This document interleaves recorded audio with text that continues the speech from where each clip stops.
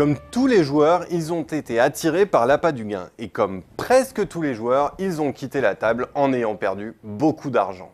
Ils, ce sont les opérateurs qui ont investi le secteur des jeux en ligne au moment de leur libéralisation mi-2010.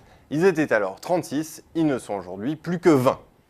Le jackpot du marché français était pourtant prometteur puisque l'ouverture devait permettre d'élargir le périmètre des joueurs. Des joueurs qui, en général, ne rognent pas sur leur budget jeu de hasard, malgré les pressions sur le pouvoir d'achat, bien au contraire. Mais les opérateurs n'avaient pas anticipé un paramètre. Le potentiel de recrutement de nouveaux joueurs était en fait assez limité. Dès 2011, le produit brut des jeux, PBJ, c'est-à-dire les sommes perdues par les joueurs avant prélèvements fiscaux, l'équivalent du chiffre d'affaires, a stagné sous les 700 millions d'euros. Les prévisions ne pensaient pas que cette croissance s'arrêterait si vite et tablaient plutôt sur 1,3 milliard en 2012 et 1,5 milliard en 2013. Les opérateurs avaient pourtant joué le coup à fond pour recruter ces nouveaux joueurs. Rien qu'en 2010, leurs dépenses en communication et en impôts ont totalisé 326 millions d'euros, 103% du PBJ de cette année. Ces dépenses ont été à peine réduites en 2011, 80% du PBJ. La concurrence entre les sites a ainsi fait monter à 180 € le coût moyen de recrutement d'un nouveau joueur. Et puis autre problème pour les opérateurs, ils n'ont pas réalisé que les règles du jeu limitaient drastiquement leurs chances de toucher le jackpot.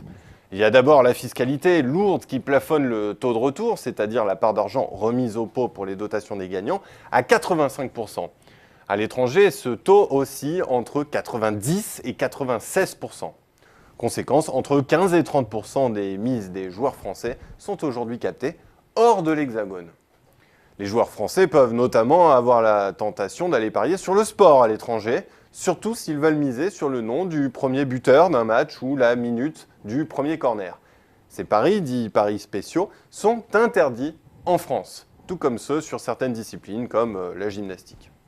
Tous ces jeux permettent pourtant à l'ensemble du segment des paris sportifs de représenter 44% du marché mondial des jeux en ligne, alors qu'en France, c'est 16%.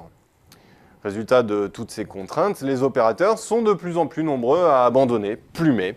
Dernier en date, le site de poker adossé au casinotier Partouche. Mais ceux de Tranchant, Vinga ou Titan n'ont pas résisté non plus. En fait, les seuls à s'en être tirés sont les sites des ex-monopoles de l'État, le PMU et la FDJ, qui bénéficient d'une expérience et donc d'une notoriété et d'un capital confiance inégalé.